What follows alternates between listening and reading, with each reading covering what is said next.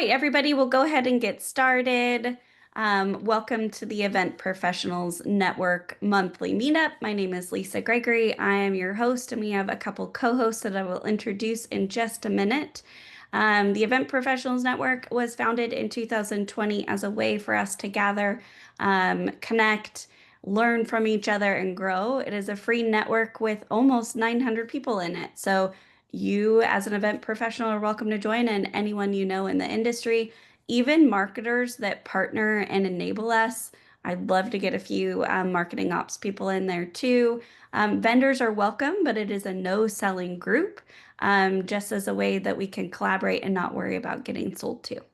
So now we're going to go ahead and jump in. Our August Event Professionals Network meetup is all about unlocking event strategy. We have two special guests with us today, Brent Turner and Marissa Novoski. Brent, do you want to go ahead and introduce yourself? And then when he's done, Marissa, you can chime in and introduce yourself. Sure thing. I am typically in Boston, and now I'm doing the fun joy of navigating hotel Wi-Fi. So apologies. So far, it's been smooth in my test, and I'm out here in LA. I work for an agency called Opus, where I'm part of the exec team, and we're on a collection of our teams, from our team over in London to a bunch here in the States, and most prominently for today is our strategy side. And as Opus, we're 400 or so people, offices in London, Sydney, Singapore, across the US. So global perspective that I can hopefully reflect back in this conversation across work that is primarily in the B2B and tech industries. Marissa, who, when I'm home, is literally 2 blocks from me when we are in the same state. Yes, we are the fellow Bostonians on here, so Boston pride.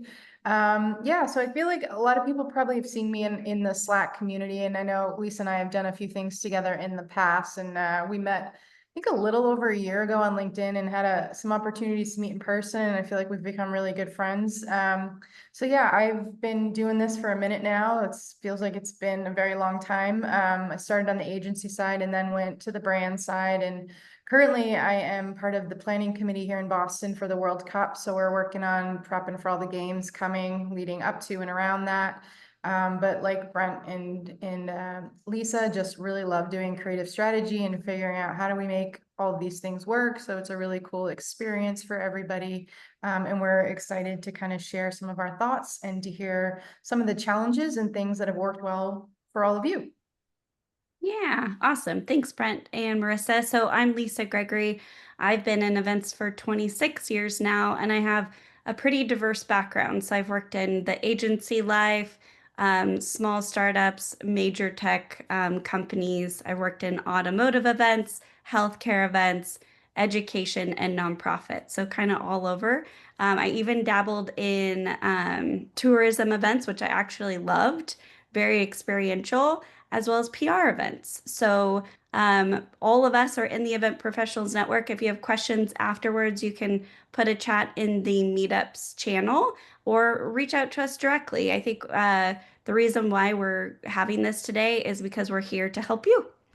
All right, so we're going to go ahead and dive in. Um, for today, we're really going to go through and do a deeper dive into strategy, how it can impact your team, yourself, and your business, and the overall ROI for your events. A quick reminder that we are recording this session. It will be posted on the Event Professionals Network YouTube channel, so just note that for privacy reasons. And we'll go ahead and dive right in. So, Brent, I will have you go first. How do you define strategy, and what does it look like in practice for events? It's strategy. Well, two different thoughts as you when I talk about it, because it's sort of strategy. The word creative, the word strategy. There's a challenge to it, because you could be a strategic person, a creative person. You could be working on a project and somebody says, "We need a strategy," and people are like, "What the heck does that mean?" So like, there's all these ways you can define the ideas of what strategy is.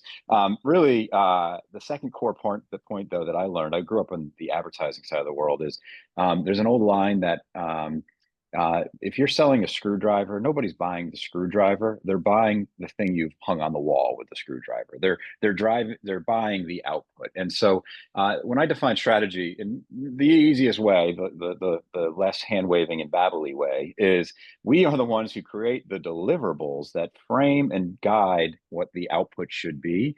We are the ones who help you figure out how to hang that frame. We're not while figuring out what the screwdriver behind it needs to be. Very true. Marissa, what about you? How do you define strategy when it comes to events?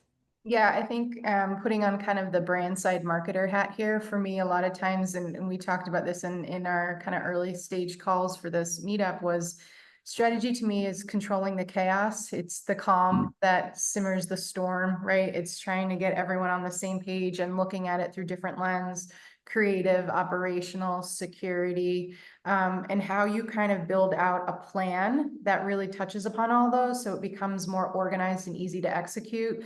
And at the same time, has kind of the business goals and objectives in mind. So everything is rolling up. So for me, it's going in and taking the craziness, taking all the puzzle pieces and fitting them together in a way that makes sense and kind of brings the temperature down in the room. Yeah, and for me, it's definitely about making things measurable. So if an executive comes to you and says, I want a dinner series, I want it to be in 2 weeks, that's great. But to me, that kind of lacks a little bit of strategy. So strategy for me is woven, it's a mindset. It's woven throughout all of the processes. Can you plan a dinner in 2 weeks and have strategy? Sure. Yeah, you can. But I think for me, it's like just doing that pause, looking at cross-functional teams, what your goals are for your audience, and making sure everything is woven nicely together instead of being, super reactionary. So that is how I define it. Kimberly Key had a little note in here. She says, if we can't measure it, we can't prove it. And if we can't prove it, it didn't happen. Very true, Kimberly. Love that. And if anybody else has other things as far as like how you define strategy, please put it in the chat. We want to kind of move on a little bit, but I will pause if you put stuff in there and read it and then have people come on camera if we have time. All right, so next, why should we think of events as products? So when we had our pre-call, Brent was really like, we were talking about how do we get leadership to really understand and like pause and think of events as a strategy instead of just like a sort of a mandatory thing that you have in your demand gen strategy. And Brent brought up a really good point. He said that really the best way to get buy-in and to produce ROI is to think with the product mindset. And so, why should we think of events as products? And how does that change the strategy conversation with your stakeholders, Brent? So as I mentioned, growing up in advertising, like you work with CMOs and CMOs think in channels, right? They have PR, they have advertising, they've added search, they've added social, et cetera. You literally can draw, like a CMO will sit and draw. They'll have all their channels, they'll have their demand gen, their brand, et cetera. And the challenge is events often are in marketing and we get put in like a channel. And so you have a bias in the marketing org to think of events as a channel. Then you have the next challenge. I have clients in the Fortune 50 who, when you sit with their SLTs, their C-suite, it's all, like their C-suite almost treats them as party planners. We literally have flat out had a head of events. Many of you on this call would know, who is one of the best in the biz at a very huge company, who is literally frustrated because her CEO treats her team as party planners. And so when we were jamming on sort of an internal marketing campaign, we've done this now for the number of clients over the last few years, especially post COVID, as people have re-gotten their heads around what is events. It's that line, Lisa, that I shared and you just reflected back, is when you could go to, let's just use the CEO as our fodder for this. If you can go to a CEO and say, stop. Events are not a channel in marketing. Events are a product. And they're like, what are you talking about? Like, and then you say, let me explain. My event has a experience design like a product. My event has a brand. It has its own name. It has its own go-to-market strategy. It has its own measurement plan. It has its own financials. It has its own advertising revenue stream. It has its own event. Literally, and I'm stopping, and you can all, everybody in this call can draw all your work streams and go further. Now, if I go and I've done Super Bowl campaigns, and I go do a Super Bowl campaign, and they can be really complex, and we're putting in caps in Best Buy, and we're doing the Super Bowl spot. That's all channel work. That is not a product. We're one and done. It's ephemeral and it's out in the world. And just in its simplest comparison, if you go to a CEO and you say, "Let me show you your Super Bowl campaign, and let me show you your event," which one of these is a product? And they go, "Oh, you're not my party planners. You actually are creating products, and what you do is more like my product development, product management, and product marketing teams." And so in the last 2 years, that is the line that has been gold when helping clients rebuild their internal brands as they talk to both CMOs, leadership, and their peers across the org. I mean, if you take one thing away from this call, that should be it. It's been my go-to, everybody. This is like the one arrow in the quiver. I'm like, watch this. It's a No, good one no, as you get people to think. it's so good. It's so good. Marissa. Yeah, I think to add on to that, when I worked at Bose, one of the sayings we had from Dr. Bose is, we want to design and create products that we actually use as the employees too, right? So the whole mindset of putting yourselves in the shoes of the end user, especially since you're creating that, it's the same idea mentality we take when we design an experience in an event, right? We're not just throwing something together, but we're literally, how would I react to that? What would I do? And then kind of to relay what Brent was saying about the channels, right? When you think about when you launch a product, right? I have a big background in CPG, and we're doing packaging and we're doing visuals. That's all of that pre-marketing that goes into it, right? So you're figuring out what channel does it go in. It's not in a standalone, but has to be integrated across. And how do I wrap this up and package it in a way that's going to spark people's attention so that they want to buy it? And then when you think about the end user, right? The product, what you're selling is that experience, and the experience they buy into then drives everything else for you. Yep. So I was meeting with a client earlier this week, and they're hiring for an internal event position, and the CEO is doing the interviewing.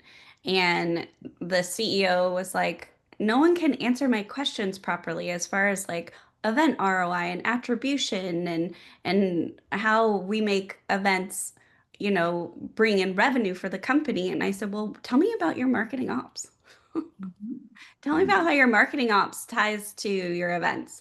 And a lot of companies do this, and they just don't know is that it's first touch attribution gets the credit the whole way through. So then when they're doing their marketing ops and they're pulling their report at the end, events aren't making any money, right? They're not proving anything. Well, that is a fatal flaw in your marketing ops. So marketing ops and you should be best buddies. And the attribution that you tie should be independent of like, of course, the lead's going to come in via a website or something like that. That's a first touch lead. Events are top of the funnel, but they're middle of the funnel as well. So if you think about a product, the product is the thing that you're selling. You're trying to get them to come through the funnel. That's what you're trying to do. So they may have attended a webinar, but then they go and they engage with the actual product, which is the in-person component, and then all of a sudden they buy. But you don't get attribution because they came in on a first touch model. So that needs to get fixed. And then another thing is when product marketing comes to you and says, look at the personas, I need you to create events for these personas and these products. I would like to challenge you to create event personas, not just buyer personas for the products you're selling, but event personas. So, for example, I was looking at a strategy deck the other day, and they said, well, we need to plan events for this persona. And I said, well, I think that persona might be sitting in the basement with their cat.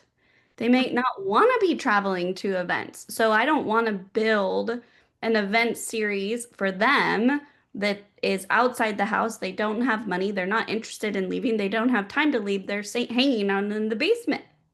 So how can we still get in front of that audience with like a short webinar or something like that where they can still engage, but really understanding your personas from an event perspective? Do they have money to travel to your events? Do they have time to go to your events? Really thinking about that if it is truly product mindset, creating personas that tie to that product because you're essentially creating events for that product. So And Lisa, I'd, Le- I'd you go layer first. onto that too, when you're understanding the personas in terms of what they speak to, like what is the experience or what is the content? Is it a training? Is it a introduction into new tech? Like, what is it that sparks their curiosity that's going to drive them to also want to engage with the experience you're creating? So not just the format in which you develop the event, but also the experience that's designed around it. So it becomes one focal point. And if I could put the first question together with what we were just talking about, first as a disclaimer, we work with Salesforce. They're one of our largest clients, worked for them for 20 years. What I'm about to say is all public with them. And it's a line I knew before. I've been at Opus 6 years. It's a line that's been in the industry, and many of you probably heard for 15, which is Salesforce is an events company that has software. And like from Benioff down, like they know how to treat their events as products. And one of the pieces there to your first point, Lisa, you're making on say measurement is it is it is core to how Salesforce goes to market that every event they have has a single-minded reason for being for the business. Salesforce will tell you that Dreamforce, its massive show that we all know that can do 100 different things, Salesforce publicly will tell you that it is their closing event. It happens at that time of year for that reason. The World Tour is their pipe acceleration event. Their boot camps are pipe and pipe top of funnel events. And it is now Dreamforce can do 1,000 things for their business, but it is a closing event. So when they know what the product they're making in Dreamforce, it is to drive the end of fiscal year traction for the business. You get alignment. So now this next point isn't necessarily tied to Salesforce, but they are good at this next point. I get back to one of the first questions or an add-on to the first question of what is strategy. The second question that I've gotten from people over the years is what is good strategy? How do you know what a good strategy is? Like, because it could be all this stuff we're talking about. And I answer that in two parts. The two simple pillars of what is a good strategy. The first is, and by the way, if any of you have ever done workshops with me, I see a couple people on the call. Tracy from our team is here, and Shannon, you and I go back. Like there's like if you've done a workshop with me or you've been in the mix with me, the two ways to address this are the first two things we do in a workshop. The first is what is your single-minded focus for your event? Like that example of is it your closing event? What does it want to be? If you know your single-minded reason for your event, the center of your bullseye and everything can radiate from that, you're going to have a good half of a good strategy. The other half of a good strategy goes to Lisa's second point on event personas. If you have an attendee focused value prop, like, and we talk a lot in our own internal team is we inappropriately use the word stakeholder in this industry where we consider Mark Benioff the stakeholder of Dreamforce.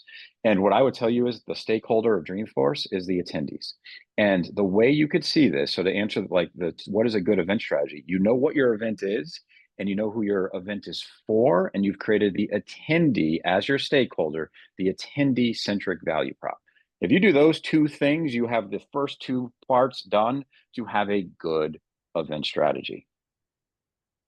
That's my soapbox on the product. You're gonna get this is like basically therapy for me to take everybody through all the things in my arrows and my soapboxes. This is gonna be great therapy. Thanks all. okay, I'm going to add something onto that. Okay, so how many people have a manager that comes to you and says, I want our events to be great and experiential, and look at all these things that all these other people are doing. We have to be just like them. And you're looking at your budget and you're like, really? I don't have any money to do that. What are you talking about? So we experience a lot that a lot of companies are trying to do a lot, but they're not doing it really well. And when I say not doing it really well, I mean, what is your pre-event campaign strategy, right? Did you meet one time and that's it? Or do you actually have a pre-event strategy to like a go-to-market strategy? A product has a go-to-market strategy. What is your pre-event strategy? What is your on-site strategy? Do you just show up and you're scanning leads and handing out t-shirts? That is not a strategy. Will it work? Sure. But how do you get ROI? You do things like creating an event within an event, which would be something like stop by our booth and have coffee with our CEO. In the afternoon, we're going to do a special demo release or an interactive exploratory session with our UX team. In the next morning, we're going to do a book signing with a wonderful community influencer. Right now, you're building an event within an event, and you can use that with all sorts of events, not just trade shows. And then afterwards, there's 2 steps to a post-show campaign, too. Does anyone know what they are? Anyone? I There's don't. What are they? Now you have me on the two. hook. What are There's they? two. Okay, you have to get all of your follow-up. What are these people doing next? You just Surveys. did this great thing. You just did it. Yay, great. You can survey it. Yes, Shannon. But you need, what are they doing next? Half of sales is asking for the sale. If your sales guy shows up to a sales meeting, which you're a product, right? You're selling something, and they don't ask for the sale, guess what? Boop, boop, boop, boop, boop. They're just gonna walk right out. So you got to ask for the sale or push them down the pipe. Is there a webinar discovery that they need to talk about? Is there an industry roundtable they need to go to, right? Is there a customer? Maybe you're scoring them in the leads. There's a customer that they really should talk to. There is a lot of work post that needs to happen, but guess what? You, as the event manager, you often don't have the time to do that work because you're shoved to the next event. Okay, so you need to put your foot down with your manager and say, this is how much we're spending on reInvent. This is how much we're spending on KubeCon or whatever. I need time or a team that's going to be able to do this post-show strategy. The final step is accountability. If your sales cycle, again, you have a product you're selling or products, and you are a product, if your sales cycle closes in 6 months, not 30 days, not 90 days, not 120, which is what your most CMOs will tackle you for. How are we performing? It's 30 days out. We should be bringing in sales. Your sales cycle is 6 months. You should not be closing deals probably in 30 days. That's not how your sales cycle works. Align your follow-up and your health and accountability strategy with your sales cycle. Okay, I'm gonna step off the little soapbox then and see if anybody has I anything will add to else. that real quick, Lisa, because I think 2 points from what Brent said and what Lisa said. I think this can open up a whole other can of worms. Everyone knows I love to talk about the customer journey, but like when Lisa's talking about these events, right? They're all part of this bigger map of these touch points that happen, right? And then when you think about, the product roadmap or the product journey from when the customer learns about the product to seize it, to purchase it, to use it, it's the same idea with an event and takes you back to that whole idea that an event in and of itself is a product. And then what I would also just say on that, a lot of times, when you get a stakeholder that comes to you and is like, we want to do an event because we want to do it. Our competitors there, we need to be there. Right. And so a lot of times you're trying to figure out what's the justification. Do we have the messaging or the positioning? Do we have a new product that we're releasing? So I think sometimes the biggest battle we have internally is to get people to understand the focus needs to be so tight. You can have so many great ideas, which I think are wonderful in the first process when you're figuring out that creative ideation. But if there's one thing I think you take away from me is that the focus should be really tight. It's easier to execute. It's easier to do smaller things well than try to do everything. So you don't really want the whole buffet. You're not going to eat everything on there. You might try a few things, but like tightening up that focus was the best piece of advice I've gotten my whole career. Because pick a few things and do them really well, and then build around it to layer in that experience a little bit more. That's awesome. As a quick aside, Lisa, I'm not to pander in front of everybody to you, but you're working 2 chats, Slack and Zoom. You're hosting and you're talking eloquently. I'm barely sitting here giving you a clear answer and not falling off my chair. Very, very impressive. She's the project manager queen. Like this is like This is I think she'd be insane. a little. I think she'd be a little uneasy if she wasn't managing like 4 things right now while we were chatting. Haven't done any client work during this time, but Just add that in before we're done. You got 15 minutes. We're good. all things are possible, y'all. Okay, well, I had something. What was I gonna say? Keep going. Brent, if you had anything to add, I did have one more. I put your little note in there, Marissa, but actually, let's pause for a second. We have some super talented people on this meetup. I mean, beyond talented. So please, come on video if you want or what have you and chime in. Like, Evan, I'm just looking at you, friend. Like, come on now. Like, you're just gold sitting there. What are your thoughts? You're putting me on the spot now, and I wasn't prepared for it. So I think everything revolves around strategy for events across the board. If you are coming in, and I hate when people say this, and I get this all the time, that we're doing something because we did it last year, or we're doing something because the CEO said that that's what we're doing this year. Like that doesn't fly. There's no information behind that. There's no data behind that. There's no planning behind that. So that's not a strategy. And I hate when people say that. So at the end of the day, you need to have a proper plan. You need to have a proper strategy that takes you not just from one event to another, but from one like piece of a journey of an event to the next. Like people forget that an event isn't just what's happening in the room when you're in person or virtually. It's every touch point along the way from the first invitation you get to the post event wrap up and closing of the event. And it's all that journey, and all of that needs a strategy as well as your year in events and everything else you're doing for a strategy. So it's so multi-layered, and a lot of people just forget about that.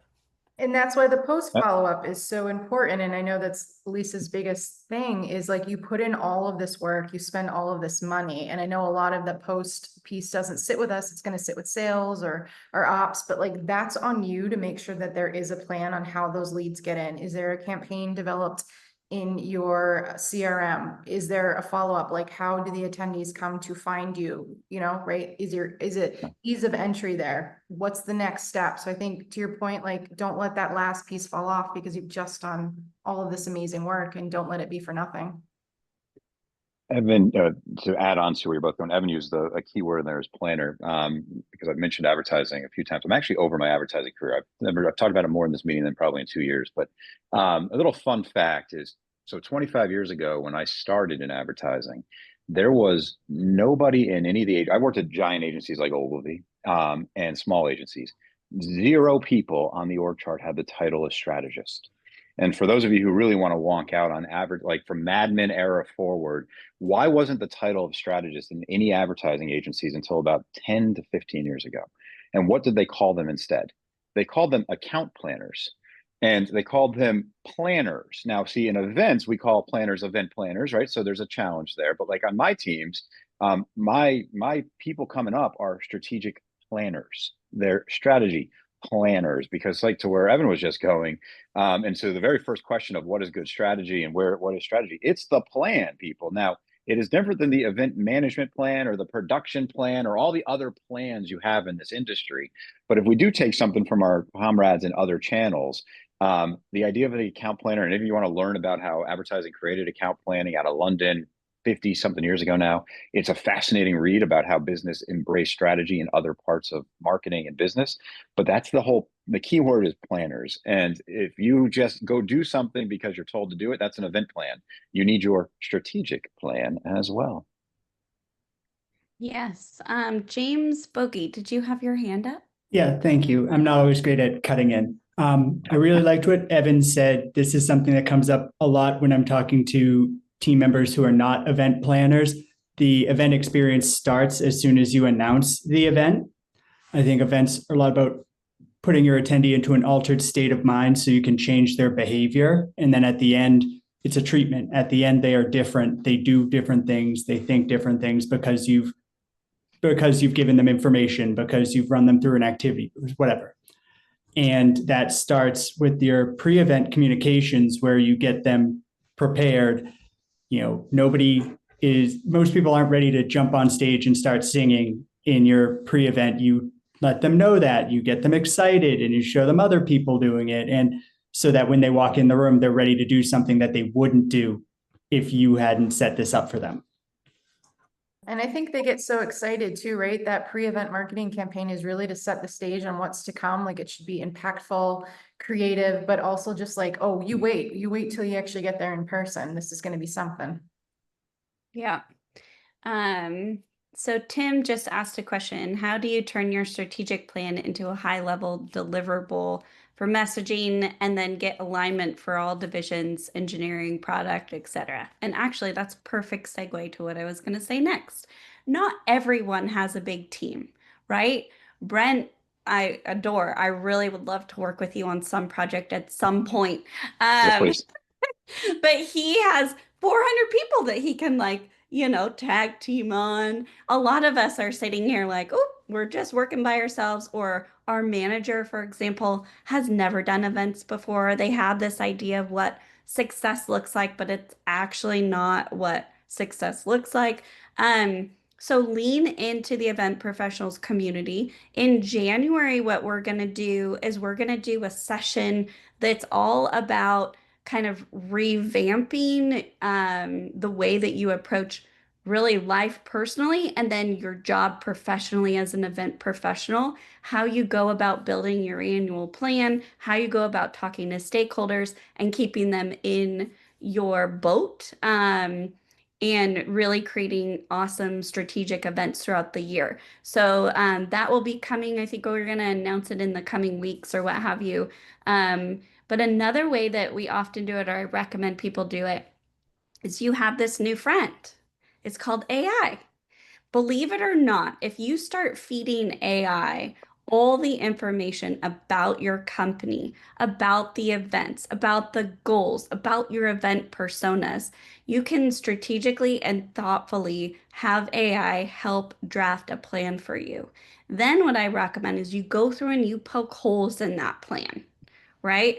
What if this happens? What if this happens? We've experienced this and we haven't gotten the ROI that we want. And really have a strategic conversation with AI, but then come back and say, okay, I need you to now simplify this so that I can present it to my management. Because the way that our brains work is a little bit more detailed. We need to be able to communicate all of this strategy and pull the executives, get those executives in our boat and pull them down the stream with us. So ask AI to say, okay, this looks great. I have all this down on paper. How can I communicate this to my executive team for buy-in? And at what cadence should I continue to communicate this? How should I look at creating and forming my weekly reports? How do I continually put strategy first in my planning decks? And AI will give you creative ideas. If you come to a standstill and it's not working, we have been addressing this. Marissa said, if you start to feel the swirl, the eyes glaze over, your executives aren't in the boat, product marketing's not in the boat with you, something's not working. Pay attention to that swirl, pause, and realign where you are and tell your team, your manager, and AI, like, hey, this is happening. I need some help fixing it. You now have this lovely resource that we didn't have, even last year. Yeah, and I think I would add to that too, AI is a great tool. Some of it is also understanding the type of personalities you work with and building that into some of the questions you might ask AI. So like when you're talking about deliverable for messaging, right? Is it the brand positioning and you need to figure out how to show that as opposed to telling that? And then when you're getting alignment, I think what's important for me when I look at those different divisions, engineering, product, I always lead with what's in it for them, like what's most valuable for them. And then that's kind of what I highlight first in the plan and then how it fits into everything else. So once they get excited about their stuff and see that you've checked the box, the rest of it is just super easy. But like, it's also a little bit of, I hate to say like playing politics, but just like reading the room and learning how to start to navigate those different groups that you have to engage with, especially on the brand side where things can be a little bit slower and, everybody just wants to add something to the strategy, to the event. They all want to add value. And so you have to figure out how do you take all those pieces and mesh it together so everyone feels happy, but you're still delivering an experience that has, as Brent said, that attendee first value prop. A couple to add on thoughts. One of the interesting things in COVID was how businesses learned how that events were one of the major ways to drive their product releases, their culture, the rest. Because to the point you were just making, everybody wants a piece of an event at some point because it becomes such a magnetic rallying point internally. And so then you go into, and of course, AI is critical in the storytelling, but then there's sort of two schools of thought that come to mind. One is all the same best practices that you've learned about how to do great presentations, or if any of you ever scripted a keynote, the same rules apply. Like where Marissa was just going, like your audience is, one of my old bosses used to say, every audience for everything you ever do is tuned. All of you right now are all tuned into WIFM. What's in it for me? You're not listening. Like, we're all here and you're trying to take something away, and that's your audience. We're all humans. We're in it for ourselves. So then all the other best practices of talking come to mind. The three tells: tell them what you're going to tell them, tell them what you told them. Like, you can hear me sort of babble through and sort of awkwardly try to do these as I talk, but like, you got to get into that best practices. Even if you're doing an internal presentation, it's all the best practices of the same that go into a keynote. The other side of it, though, is, and Molly's a former high school teacher here in chat we've been jamming with. For those of you who haven't been looking at chat, there's a heard of a fun chat happening here. The other piece is, you are a teacher, and teaching needs to be interactive. And what is often, and I, as somebody who writes strategy decks, and it loses my mind, especially like internal ones, like we're working on operating plans, and then you lose your mind where like 2 weeks later, you realize that nobody's really understood what's been written, because they were like nodding their head in a meeting. They were poking some holes. They were, what's in it for me? And I'm saying this with world-class, some of my favorite people in the world. So there's no shade being thrown. We are humans. And so what you have to figure out is how to get them to engage. So AWS and Amazon, right? Famously, they write PR FAQs and narratives. And at the first 30 minutes of a 60-minute meeting, they all sit and they have to read and take notes on the piece of paper, like, or their screen, right? They have to sit and they have to be engaged themselves. They can't just be leaning back. That works for Amazon beautifully. There are other methods, but maybe we got to learn from Molly and others, which is, how do you actually not just present, but you think about how to make the education, if you will, of the strategy, the rollout of the strategy, interactive. So other people aren't just listening to you, they are engaged with it. And if you can do those two things, right, you can actually present with the gusto of a keynote and think about how making it interactive. Not only are you a unicorn, but you've also succeeded. Yeah. And I think I would just add to this real quick is it's also about showing, right? That can be an easy way if you can't make it fully immersive when you're trying to get buy-in. But I've even had times where we've figured out what the experience is that we want, this big idea in my head, and we've put it in a box and made like a table version. So I was once doing this like gamification escape room type vibe, and I was like, it's going to be great. It's going to be a full product solution approach. People are going to leave wanting to buy everything. And they were like, this sounds cool, but like, this is a little crazy. So like, we literally just, got a bunch of stuff, put it on the table, and was like, here's what we envisioned. You got 30 minutes, figure this out. And, it was like, here's a taste of what we want to build. Now imagine this on a bigger scale. So sometimes it could be as simple as like, how can I just simplify this and recreate it in the room? So I go back to saying like the focus, tighten up the focus. Yep. Getting people in your boat. So if you feel like they're starting to jump out, right? Or they're hanging by a string right here, pause and get them back in. If you want to call it a train, a plane, whatever you want to call it. We don't have much time, but I do want just a quick, super quick, Brent. When you start to feel the swirl, what do you do? Like that swirl of like, something's not going right. What's the one thing that you do or recommend? Usually it's the swirl. Use an analogy. I don't think he said in this call, but in one of our prep calls, like you're in the boat and you're going down the river. And sort of the analogy I add to that is sometimes you just got to pull the damn boat to the side and pause. And what I find, there you go, Stephanie just said it too, pause and think. And I personally, having grown up in offices and water coolers and all that jazz, you found more natural moments to pause and think. If you all are having a day like I'll go to this meeting, I'll go to the next meeting, I'll go to the next meeting. I'll have a tense, not with the person, but with the challenge we're addressing in our morning call. And I'm not going to bump into that person serendipitously at the water cooler later. So that lingers, it goes, the boat's still going down the stream. And so when the swirl is there, you gotta find your moment of the swirl, the center of the hurricane, the eye of the hurricane, in the middle of the swirl. You got to make it, you got to pause. And it is probably the hardest for my own growth. It is the hardest thing I'm having to learn to do better is pause teams, go back to the basics, get everybody realigned, and then get back in the boat. Yep. What about you, Marissa? Yeah, I think it's the same thing. We talked a little bit about this in the pre-call. It's, you know, especially on the brand side where there's a lot of voices, right? And you're trying to get stuff so you can then give it to the agency so then they can do their thing. It's like what Brent said, it's really about finding the core, like the heart of the storm to find out what's driving all of this swirl, right? Because maybe it's one piece that's not clear to the rest of the group. Maybe it's one deliverable that's been delayed. Maybe it's because you've got too many voices and everyone wants to do something different, but sometimes, like I said, it's taking a few steps back, figuring out what the trigger point is that's causing the swirl, and then how do we address it so we can again bring the temperature down in the room.